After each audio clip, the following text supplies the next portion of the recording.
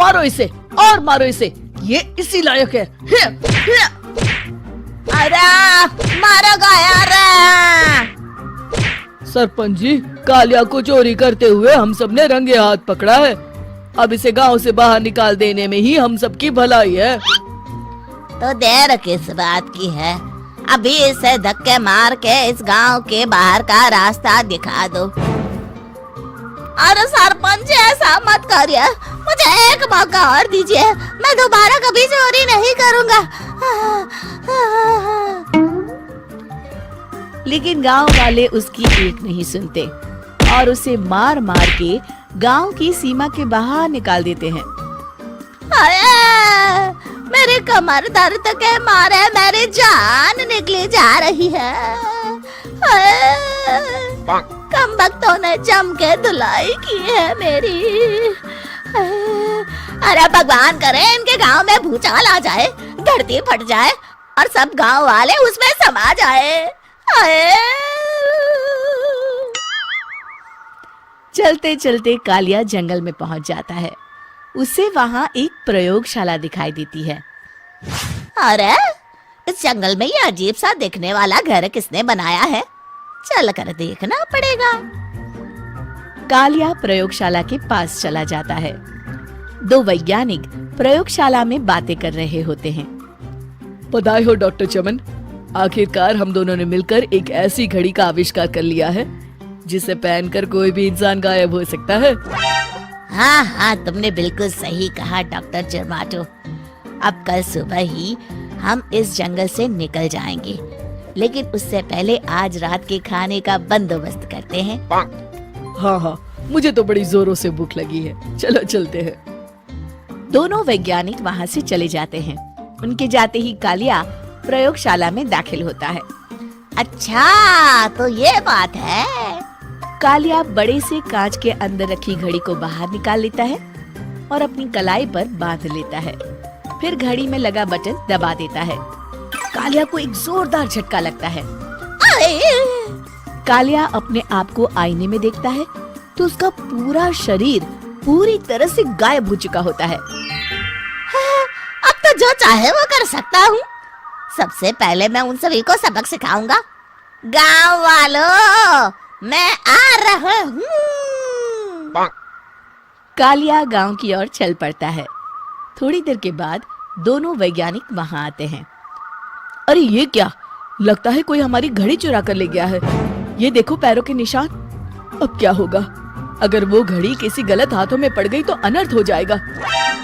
तुम चिंता मत करो, हमारी घड़ी में जो बैटरी लगी है ना, वो सिर्फ 24 घंटे चलेगी। उसके बाद वो घड़ी काम करना बंद कर देगी। उधर दूसरी तरफ गांव में सरपंच अपने घर में सो रहा होता है। तभी एक आहट से उसकी नींद खुल जाती है। अरे कौन है, कौन है वहाँ? बड़े मजे से सो रहा है, आज मैं तुझे नहीं छोड़ूंगा। कालिया पास में पड़ा डंडा उठाकर सरपंच की पिटाई शुरू कर देता है। ये ले, और ये ले, इसी लायक है, ले। आप मर गए। अरे अरे ये क्या हो रहा है? अरे अरे कोई बचाओ मुझे, मेरे घर में भूत आ गया है। सही कहा, मैं भूत ही तो हूँ, ये ले।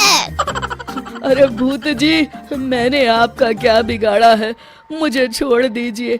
आपको क्या चाहिए? तेरे घर में जितना भी पैसा है ना, मुझे ला कर दे दे, तब मैं तुझे छोड़ दूंगा और यहाँ से चला जाऊंगा। सरपंच अपनी तिजोरी से पैसे निकालकर एक बड़े कपड़े में बांधकर जमीन पर रख देता है और कालिया वो सारा पैसा लेकर वहाँ से चला जाता है। दूसरी तरफ जमींदार गांव के चौराहे पर खड़ा कुछ लोगों से बात कर रहा होता है। इस कमीने जमींदार ने भी मुझे बहुत पीटा था, इससे भी बदला लेना तो बनता है। हाँ? जमींदार अचानक अपने आप को चांटे मारने लगता है। अरे भाई ये क्या हो रहा है?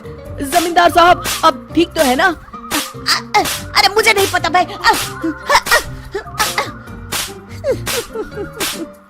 अरे मर गए रे, ये तो पक्का किसी भूत प्रेत का काम है। जमींदार के अंदर कोई भूत आ गया है, इससे पहले कि ये हमारे अंदर आ जाए। मनोहर भाई, अपनी जान बचानी है तो भागो यहाँ से। ये क्या? अरे बाप रे बाप, मुझे तो भूतों से बड़ा डर लगता है। मैं तो चला यहाँ से। अगली सुबह इस घटना से पूरे गांव में दहशत फैल जाती है। सभी गांव वाले आपस में बात करने लगते हैं। अरे भाई, पता नहीं कहाँ से हमारे गांव में एक भूत आ गया है। उसने कल रात को सरपंच और जमींदार की खूब पिटाई की और उनके सारे पैसे भी लेकर चला गया। हाँ भाई हाँ, ये भूत तो मुझे बड़ा अजीब लगता है। मेरी समझ में नहीं आता कि भूत उन पैसों का करेगा क्या। अरे तेल में पकोड़े बना के तलेगा बेवकूफ। इस बात की चिंता करके कहीं वो भूत हमारे घर में ना आ जाए। तुम बिल्कुल सही कह रहे हो आर्या, मैं भी इसी बात से घबरा रहा हूँ। अच्छा, अब मैं अपने घर जा रहा हूँ। तुम सब भी अपने अपने घर चले जाओ। उस भूत का कोई भरोसा नहीं है। तीनों वहाँ से चले जाते हैं।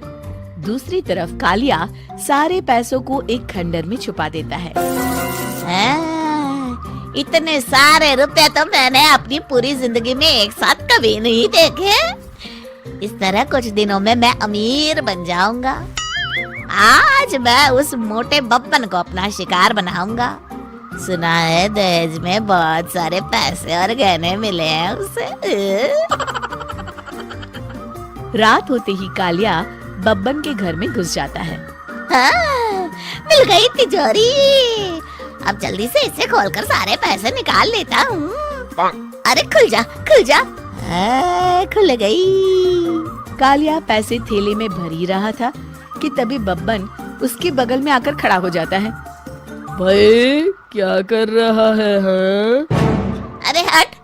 अरे तेरी इतनी हिम्मत, मैं तेरे सामने खड़ा हूँ और तू फिर भी मेरी तिजोरी से पैसे चुरा रहा है। अरे मैं तो गायब हूँ, तू मुझे कैसे देख रहा है?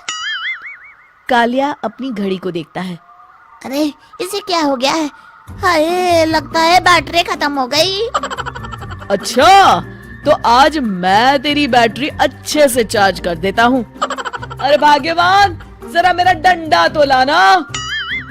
ये मोटा मुझे नहीं छोड़ेगा। अरे भागो।